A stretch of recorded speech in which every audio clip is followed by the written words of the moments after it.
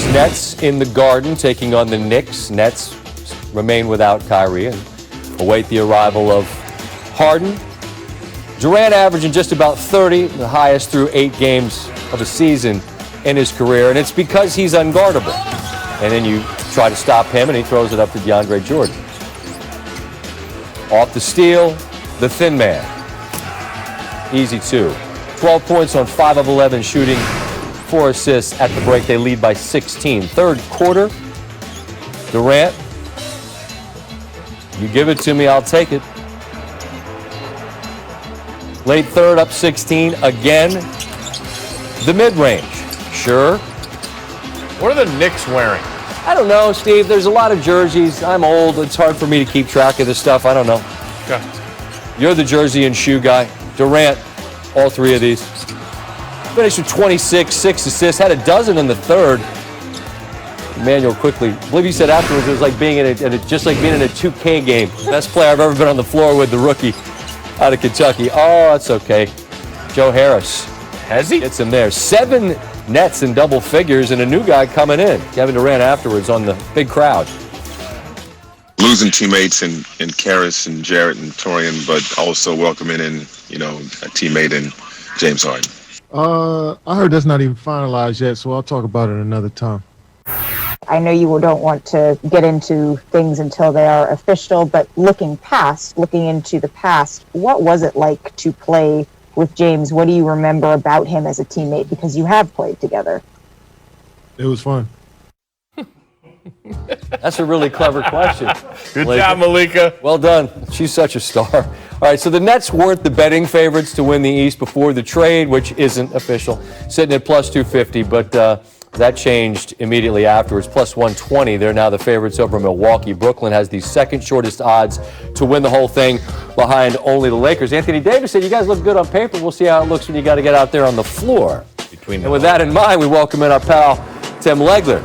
You got stars, man, undeniably so. And I always wonder about puzzle pieces, right? Like they're great puzzle pieces, but do those puzzle pieces fit together, Tim?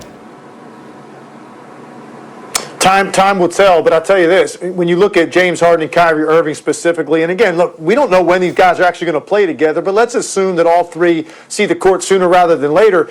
When you talk about those 2 players, you are talking about the 2 guys that might be more dribble dependent than any 2 in the NBA. The way they like to get into their action is usually set up with 5, 6, 8, 10 dribbles to get into what they want to do. They're constantly trying to set guys up to get leverage as a scorer or as a playmaker. So when you just start to do the math on that on a given possession, to me, that's going to spell a lot of stagnancy. And it's also going to spell on a given night, guys not having it come their way enough to where they are fully engaged in the right place emotionally, in the right frame of mind. I'm not worried about Kevin Durant.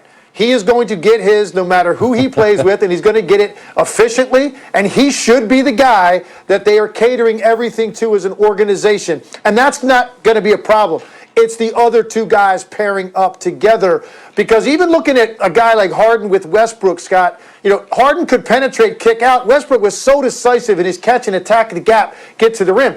Kyrie's the kind of guy, if Harden does that, he wants to catch it, and now he wants to put it down and play with it and show you the package before he gets into his action. So the ability potentially for this to be a very stagnant offense, to be very predictable, with maybe the greatest collection of 3 shot makers any team has ever had in history, is a fascinating thing to think about. I am skeptical that ultimately this is going to be something that's going to be a happy road to go down, but I think you'd be a fool to think the ceiling can't be a championship. Clearly, with that kind of talent, it could end up there.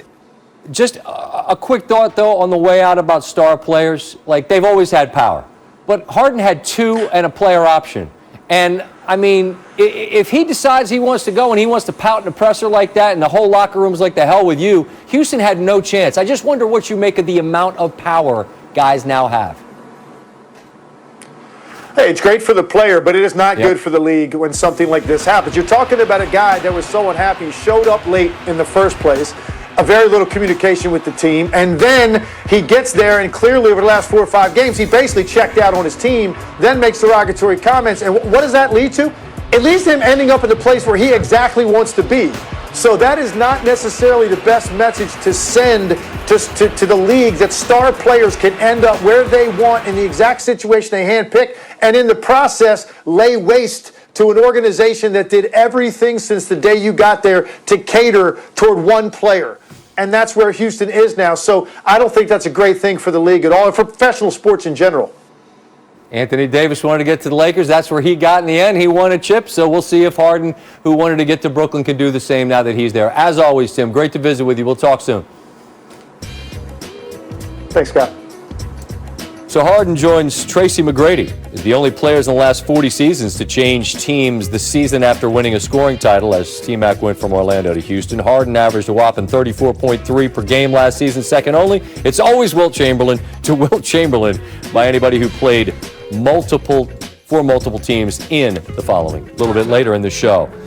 Enormous news on Wednesday from the NBA, which broke the internet. James Harden to the Nets, 4-team trade.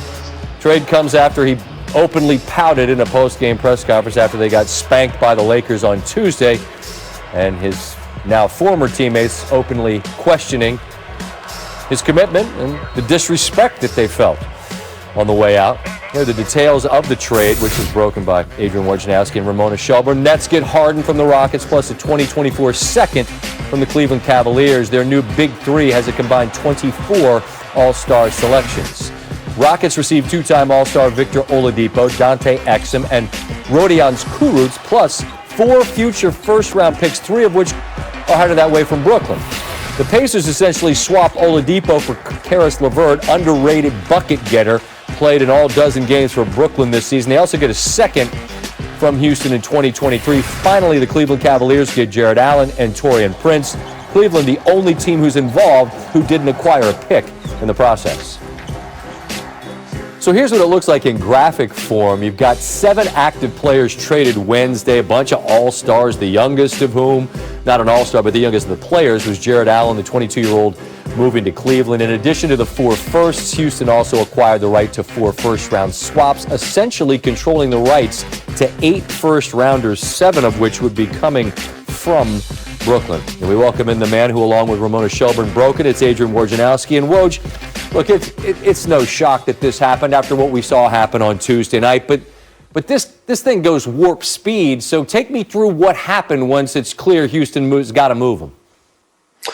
Well, I think when James Harden, and start here last night, Scott, when James Harden went to that podium and kind of vocalized and talked about something he really hadn't talked about since he returned this season, about really not wanting to be there anymore, saying it out loud for everybody, saying it was over. He did that, Scott, with the knowledge that talks were gaining momentum and they were escalating, and that Brooklyn and Philadelphia, I think especially Brooklyn yesterday, was really being aggressive. He was trying to push it over the top. I think it may have gotten there even without Harden's words last night. I think the organization felt like they had the kind of deals as good as they were going to get from the teams, who were the most engaged in this.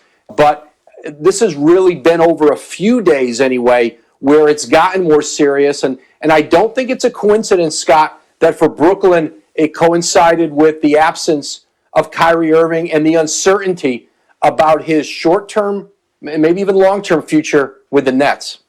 That's a fascinating subplot, as is the cohesion of what you have. I mean, you've got remarkable talent, but there's a lot involved personality-wise and eccentricity-wise and all the rest of that. For Brooklyn, this has to be a all-in, we win a title or bust, yes?